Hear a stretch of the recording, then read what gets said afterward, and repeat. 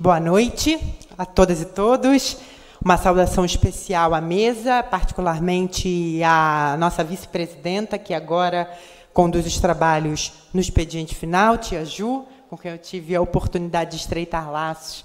já quando era assessora dessa casa, assessora da nobre colega deputada enfermeira Rejane. Queria aproveitar o espaço, primeiro, para registrar o feito histórico que nós observamos hoje nessa casa, que é a participação, pela primeira vez, em plenário, da primeira deputada transexual eleita para a 13ª legislatura aqui da Assembleia Legislativa do Estado do Rio de Janeiro. Esse feito não é um feito menor. Tenho dito, e é importante que nós registremos, que ele é fruto da mobilização da população LGBTQIA+, das mulheres, do povo negro, que apostaram num projeto ousado, altivo, que agora adentra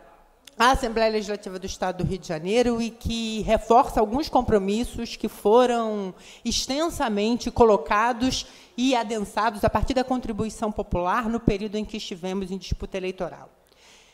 Em primeiro lugar, o compromisso com a população LGBTQIA+, e a constituição de mecanismos de efetivação da cidadania de uma população que sofre há muito tempo com descaso, com os protocolos de marginalização, seja por conta da dificuldade de encontrar políticas públicas que sejam diretamente voltadas para a garantia de direitos a essa população.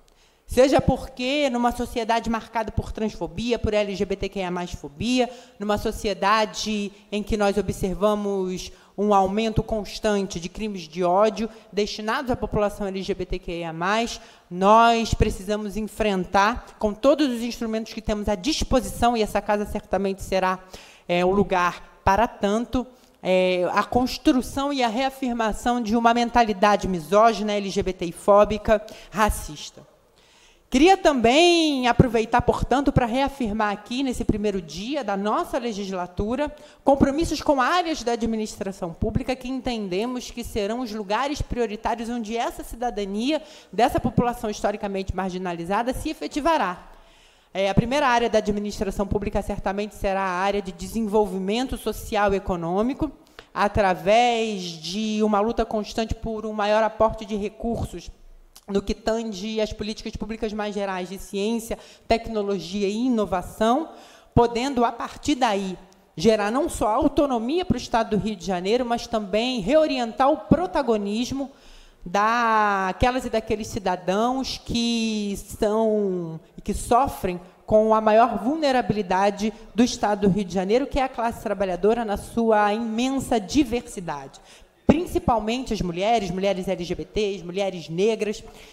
do Estado do Rio de Janeiro, que são as mais atingidas por conta das políticas que levam à instabilidade econômica e que legam o desemprego e a marginalização desses segmentos, seja do ponto de vista da orientação e da atenção das políticas públicas, seja no que se refere à própria estruturação econômica do Estado do Rio de Janeiro. Nós passamos agora por um período tenso, difícil, que foram as eleições presidenciais e também as eleições para as composições das casas legislativas, federal e as estaduais, um período que foi marcado por fortíssimos ataques à democracia, e nós precisamos hoje, aqui nessa casa, e tenham a certeza de que eu estarei aqui como uma soldada vigilante nesse sentido, reafirmar o espaço da política e o respeito à decisão popular e soberana, porque essa decisão é o pavimento da democracia que nós aqui temos o dever e a responsabilidade de construir, encontrando tanto a pauta do governo e a base do governo, mas, sobretudo, a oposição, um caminho que seja o caminho que oriente a entrega de ações que melhorem concretamente a vida da classe trabalhadora, do povo que nos entregou a responsabilidade de por ele legislar.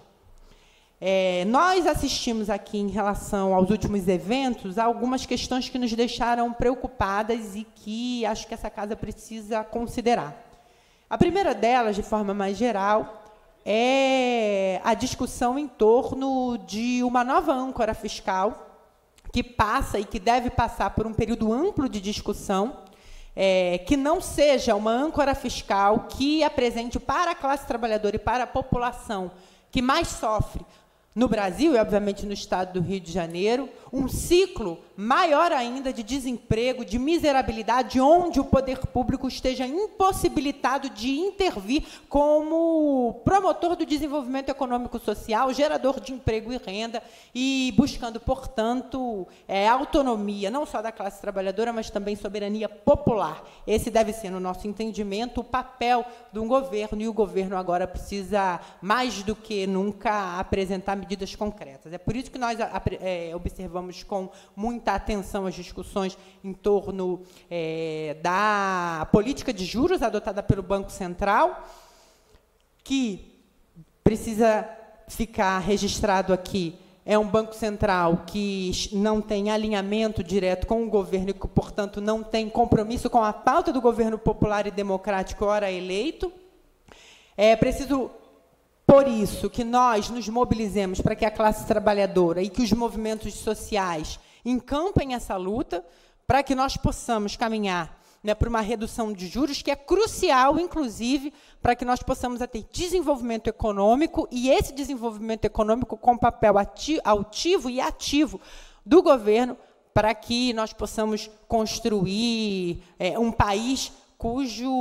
horizonte seja o pleno emprego. Para concluir, deputada Dani, o tempo Para concluir, regimental. a gente, inclusive, não consegue, por conta do tempo regimental, se aprofundar. É importante dizer, mais uma vez, que o espaço da tribuna e o espaço do parlamento encontra aqui, nesta representante do povo, eleita com quase 66 mil votos, um lugar de vocalização, um lugar de escuta ativa, e queria reafirmar o meu compromisso com todas e todos os meus eleitores, que nós, enquanto uma mandata preta, LGBTQIA+, feminista, uma mandata que vem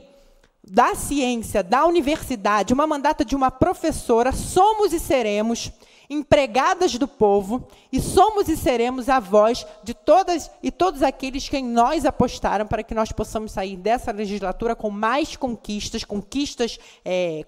concretas e conquistas